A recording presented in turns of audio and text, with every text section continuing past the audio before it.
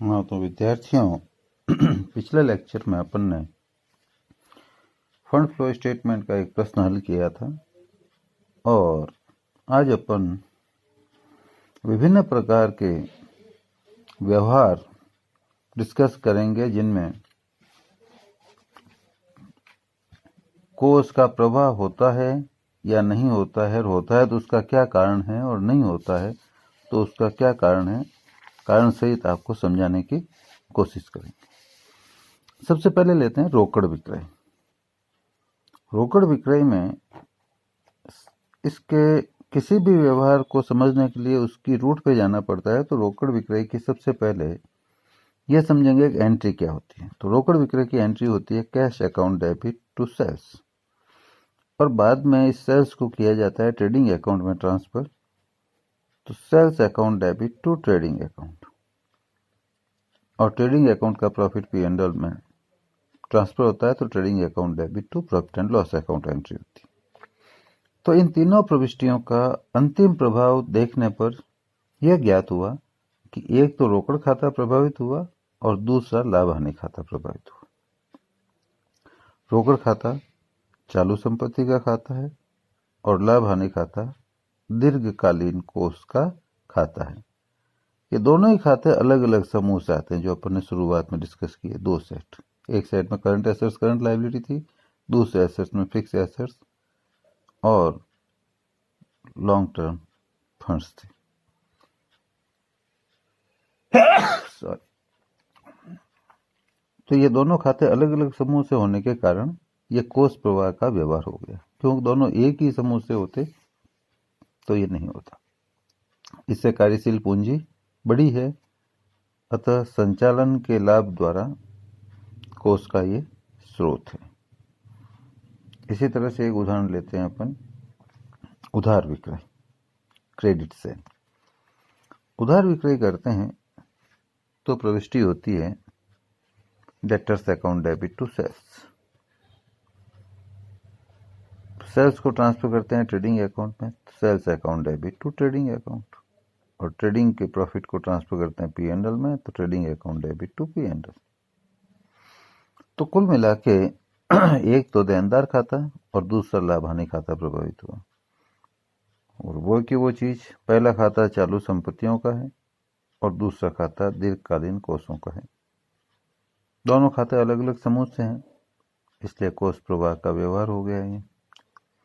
इससे कार्यशील पूंजी बढ़ी है, इसलिए यह संचालन के लाभ द्वारा कोष का स्रोत हुआ।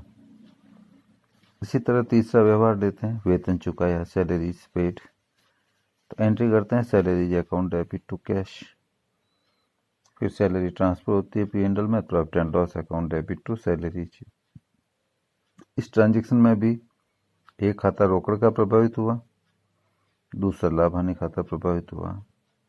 ये दोनों ही एक चालू संपत्तियों के समूह से संबंधित है और दूसरा दीर्घकालीन कोषों के समूह से संबंधित है। ये अलग अलग समूह से होने के कारण ये कोष प्रवाह का व्यवहार हुआ और इससे कार्यशील पूंजी में कमी हुई, इसलिए संचालन में कोषों का प्रयोग हुआ है। इसी तरह से एक उदाहरण लेते हैं बकाया वेतन का, आउटस्टैंडिंग सैलरी। सैलरी बकाया हो तो एंट्री होती है salaries account debit to outstanding salaries. फिर सैलरी को ट्रांसफर करते हैं पी एंड एल में, तो एंट्री हो जाती है profit and loss account debit to salaries account. तो इन दोनों प्रविष्टियों का अंतिम प्रभाव आया, एक तो बकाया वेतन खाता और दूसरा लाभ हानि खाता प्रभावित हुआ। ये दोनों ही चालू दायित्वों और दीर्घकालीन कोषों से संबंधित हुए। ये अलग अलग समूह से संबंधित होने के कारण ये कोष प्रवाह का व्यवहार हो गया। इससे कार्यशील पूंजी में कमी आई, इसलिए यह संचालन के कोषों का प्रयोग हुआ।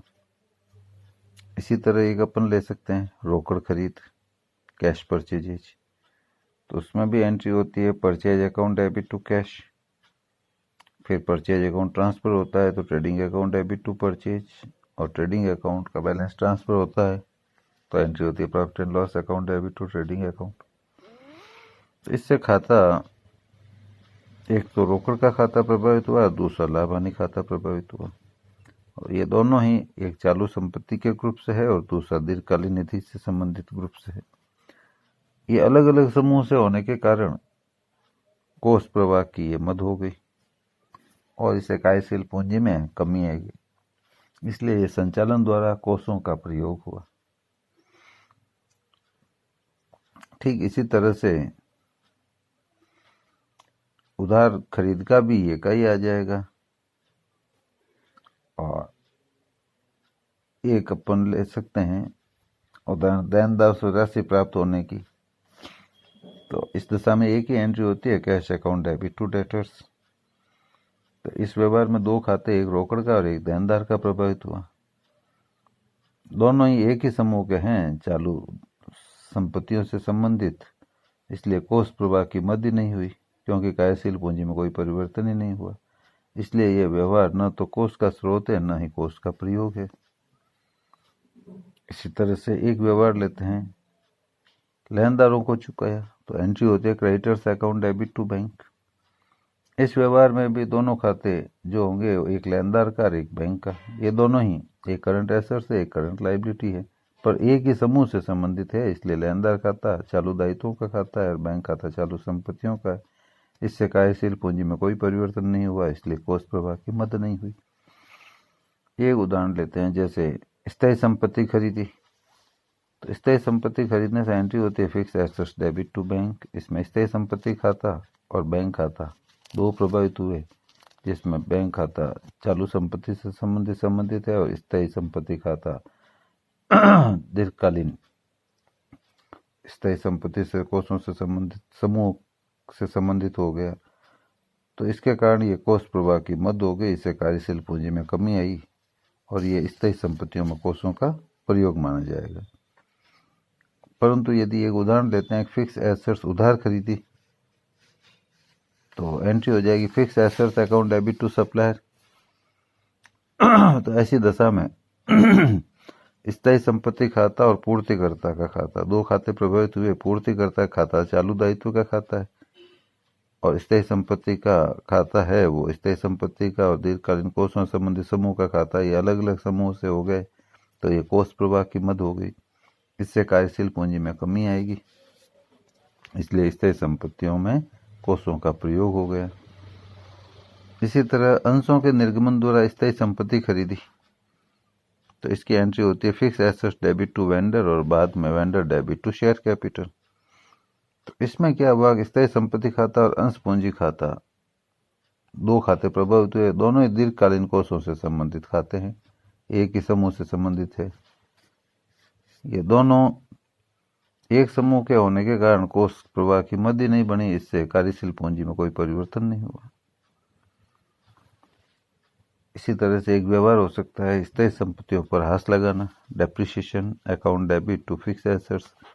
अगली एंट्री हो जाएगी P&L टू डेप्रिसिएशन। तो एक खाता स्थायी संपत्ति का हुआ और दूसरा लाभ हानि खाता हुआ। दोनों ही दीर्घकालीन कोषों से संबंधित हुए, दोनों एक ही समूह से है, इसलिए कोष प्रवाह का व्यवहार ही नहीं हुआ, कार्यशील पूंजी में कोई परिवर्तन नहीं हुआ। इसी तरह से एक लेते हैं उदाहरण के, स्थायी संपत्ति बेची, तो एंट्री हुई cash account debit to fix assets.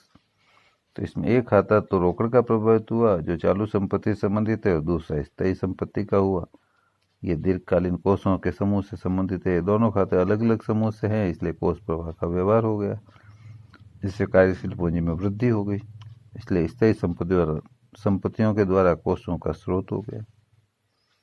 इसी तरह से एक उदाहरण लेते हैं, लेनदारों को स्थायी संपत्ति दी, एंट्री हो गई creditors account debit to fix assets. तो इसमें भी एक तो चालू दायित्वों का खाता है लेनदारों का, स्थायी संपत्ति का खाता है वो दीर्घकालीन कोषों से संबंधित समूह का होने के कारण ये कोष प्रवाह की मद हो गई, क्योंकि ये दोनों अलग अलग समूह के खाते हैं, इससे कार्यशील पूंजी में वृद्धि हो गई, इसलिए स्थायी संपत्तियों द्वारा कोष का स्रोत बनाइए। एक उदाहरण लेते हैं, ख्याति का अपलेखन। तो एंट्री हुई profit and loss account debit to goodwill. ख्याति खाता तो स्थायी संपत्ति का और लाभ हानि खाता दीर्घकालीन कोषों का है और एक ही समूह संबंधित ये दोनों खाते होने से कोष प्रवाह की मद नहीं हुई और कार्यशील पूंजी में कोई परिवर्तन नहीं हुआ। एक एग्जाम्पल लेते हैं, लाभांश चुकाया, तो एंट्री हो जाती है dividend account debit to bank. फिर एंट्री हो जाती है P&L डेबिट टू डिविडेंड, तो एक तो बैंक खाता है, एक लाभानी खाता है, दोनों ही अलग अलग समूह के खाते हैं, इसलिए कोष प्रवाह की मद हो गई। और कार्यशील पूंजी में कमी हुई है, इसलिए कोषों का प्रयोग हो गया। एक ट्रांजैक्शन होता है सामान्य संचय में हस्तांतरण, तो एंट्री होती है जनरल रिजर्व को तो क्रेडिट करो और P&L को डेबिट करो, तो P&L debit to general reserve. तो लाभ हानि खाता और सामान्य संचय दोनों ही दीर्घकालीन निधि संबंधित एक ही समूह के खाते हैं, इसलिए कोष प्रवाह की मद नहीं हुई, इसलिए कार्यशील पूंजी में परिवर्तन नहीं होने से ये न कोष का प्रयोग है न कोष का साधन है, इसलिए ये कोष प्रवाह की मद नहीं है। एक उदाहरण लेते हैं, दीर्घकालीन प्रतिभूतियों पर ब्याज प्राप्त हुआ, cash account debit to interest entry हुई और इंटरेस्ट डेबिट टू P&L। तो इसमें चालू संपत्ति का खाता है वो रोकड़ खाता है और लाभ हानि खाता है वो दीर्घकालीन निधि का खाता है, दोनों ही अलग अलग समूह से हैं, इसलिए कोष प्रवाह की मद हो गई। इससे कार्यशील पूंजी बढ़ी है, इसलिए यह गैर संचालन से कोष के द्वारा कोषों का स्रोत हो गया। अगला आइटम लेते हैं, पूर्वाधिकारी अंशों और ऋण पत्रों का शोधन, तो एंट्री हो जाएगी preference share capital account debit debenture account debit to bank. तो एक तो अंश पूंजी और ऋण पत्रों का खाता हो गया जो दीर्घकालीन कोषों का है, और दूसरा रोकड़ खाता हो गया जो चालू संपत्ति का है। ये अलग अलग समूह के खाते हैं, इसलिए कोष प्रवाह की मद हो गई। कार्यशील पूंजी में कमी आई है, इसलिए दीर्घकालीन कोषों से